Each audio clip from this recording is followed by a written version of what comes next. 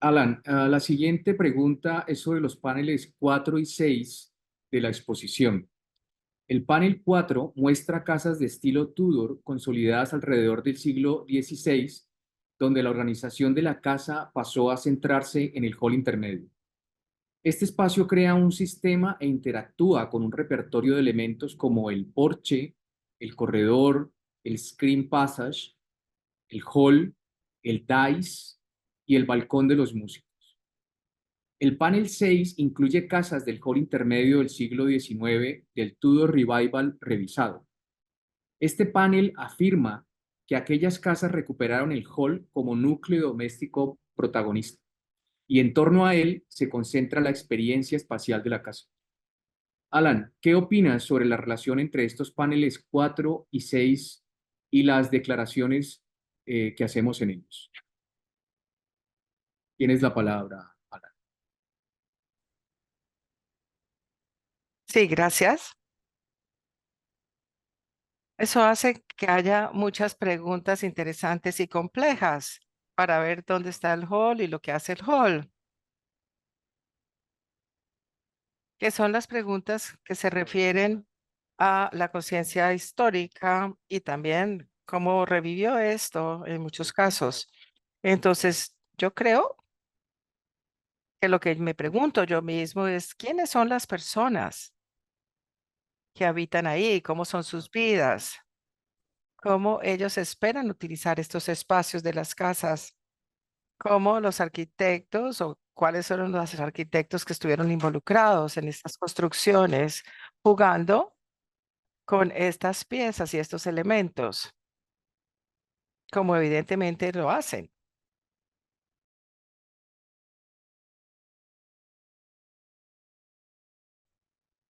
Alan, mi intervención es sobre la relación que establecemos en la pregunta anterior entre los paneles 4 y 6 de la exposición. En estos paneles presentamos un proceso de la formación de la casa del siglo XVI del estilo Tudor, donde la organización de la casa se centra en el hall intermedio y la casa del siglo XIX del Tudor Revival revisado, que recupera el hall como el espacio principal de su núcleo doméstico. En esta relación entre estas dos casas, primero enfatizamos en la casa del siglo XVI el sistema creado alrededor del hall en interacción con un repertorio de elementos, como decíamos, el porche, el corredor, el screen passage, el dais y el balcón de los músicos. Y segundo, presentamos cómo este repertorio de elementos fue interpretado más tarde por la casa del siglo XIX. Las imágenes ilustran estos dos momentos a los que me refiero, como en la primera parte del siglo XVI aparecen este repertorio de elementos y después eh, verán ustedes en los ejemplos del siglo XIX cómo fueron interpretados. Con eso termino para dar paso a la intervención de la profesora Patricia.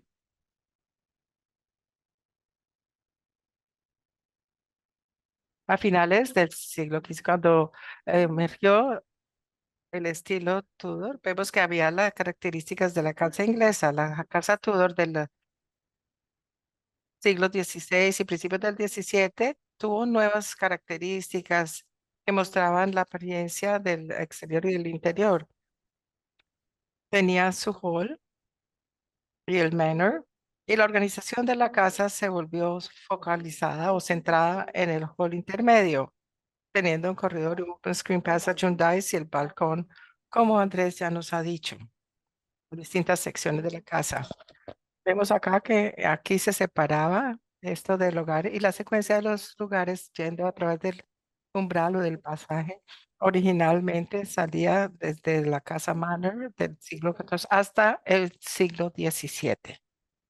En el exterior, una serie de características se volvieron típicas de la arquitectura Tudor, tales como el techo que veíamos, las ventanas con la integración, todas estas zonas que vemos acá en las fotos, y paredes también hechas con piedra. Había significancia en esto, también venían estos materiales de Italia, pero la parte del hall intermedio fue hasta el siglo XVIII. El hall con sus interiores de doble altura tenían una chimenea grande y fue decorada,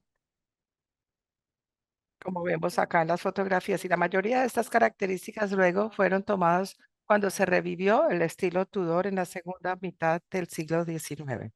Y fue esto que luego en el siglo XX capturó la imaginación de los arquitectos de Bogotá.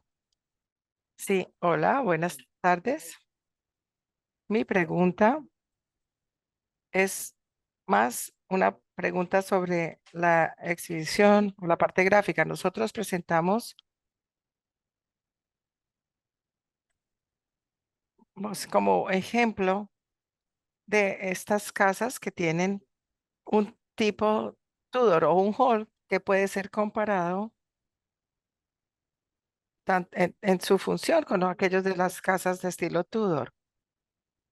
Por muchas razones, de pronto una es la paradoja de que es alguien cuya casa casi que se ven parecidas, digamos, y puede interpretarse eso de muchas maneras. Entonces, mi pregunta para ustedes es, ¿hasta qué punto creen ustedes que es razonable mostrar una casa Boise como un ejemplo de la manera en que el plano y la atmósfera es revivido a finales del siglo XIX? Es una pregunta completamente abierta que hago, porque se sugiere que se tomó mucho más directamente de la arquitectura Tudor de lo que se pensó, pero de nuevo yo creo que eso está abierto a interpretación de cada una. La segunda pregunta tiene que ver con una casa Melis de Walton, que no es una casa muy conocida, la cual tiene en su centro un cuarto para el billar muy grande, que tiene como una galería alrededor de ese espacio y una mesa de billar en el centro, bastante distinto a los otros cuartos que a veces se ven puestas a los lados, pero esta de aquí ocupa el espacio que puede compararse con un hall medieval. Así que mi pregunta es, ¿hasta qué punto creen ustedes que los ejemplos que hemos escogido llevan el mensaje sobre la genealogía de las casas con la intención que tiene de pasarle al público?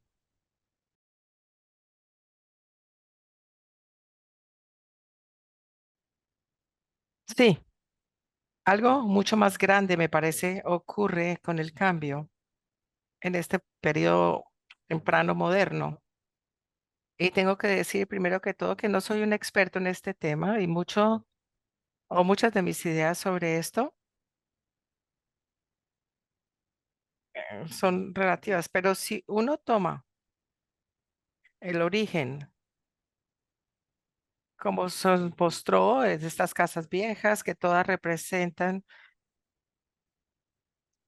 donde el cielo y la tierra se juntan y los mongoles no son un ejemplo de cómo estas estructuras sencillas son ordenadas de manera simbólica, sin haber una diferenciación física, pero es lo que se siente al entrar a un espacio de estos. Entonces, me parece que es mejor como la casa medieval con su hall y eran muy estrictos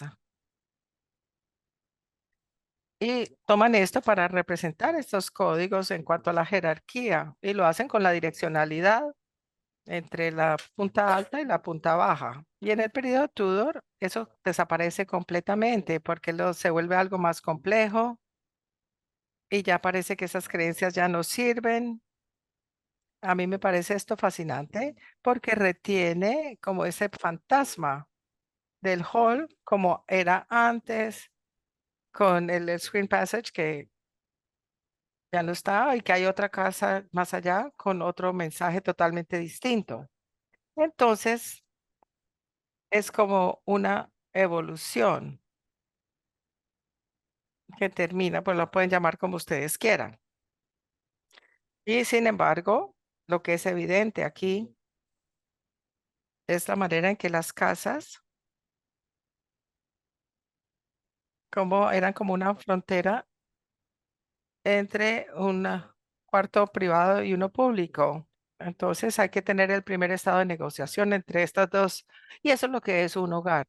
Es donde la gente de adentro recibe a la gente de afuera para negociar. Tienen que negociar lo que quiera que sea lo que vienen a hacer.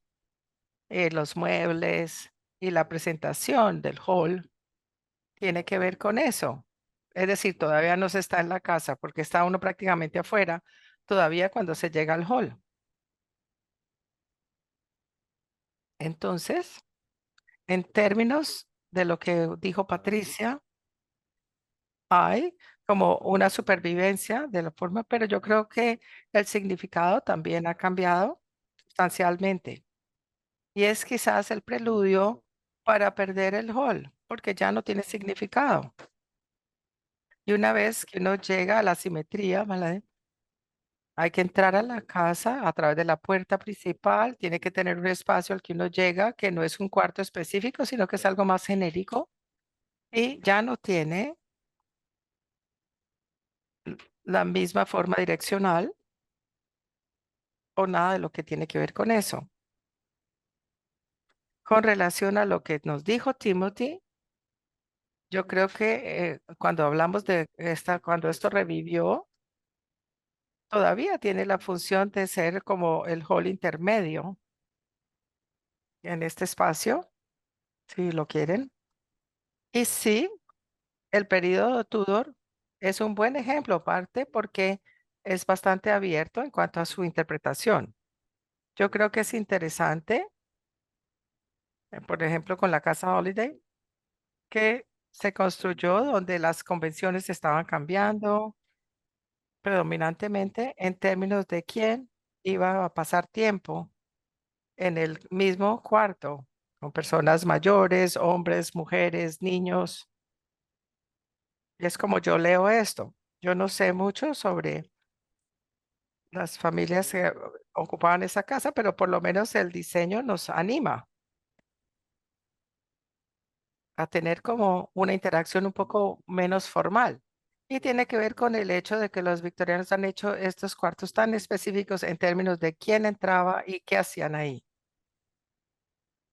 En los otros aspectos que creo que son muy interesantes de enseñar era la dependencia de los ingleses del fuego, porque se movía, pero simbólicamente seguía teniendo importancia y era el lugar donde uno podía calentarse, pensando en el clima de nuestro país y donde llegaban los invitados.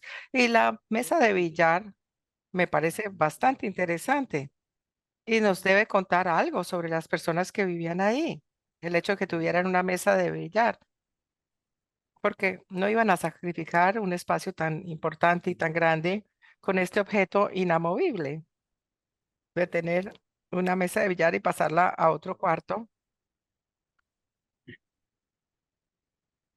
Era difícil de mover. Pero bueno, ellos acomodaron su mesa de billar en el área importante, lo cual tiene mucho sentido.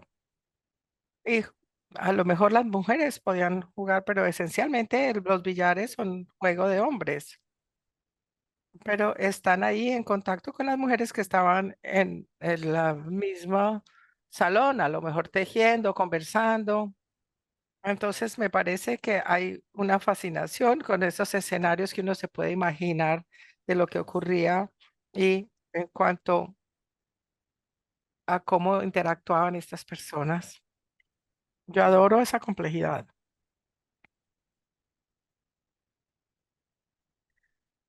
Una cosa que a lo mejor no sea en el contexto adecuado, pero me interesa muchísimo la idea de los halls y el potencial de bailar en ellos. Nosotros no pensamos en las casas como sitios para bailar, pero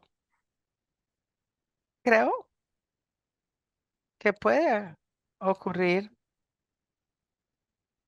A lo mejor no sea una actividad muy generalizada, pero es muy importante, ya que ese baile es parte de la cultura también, desde luego.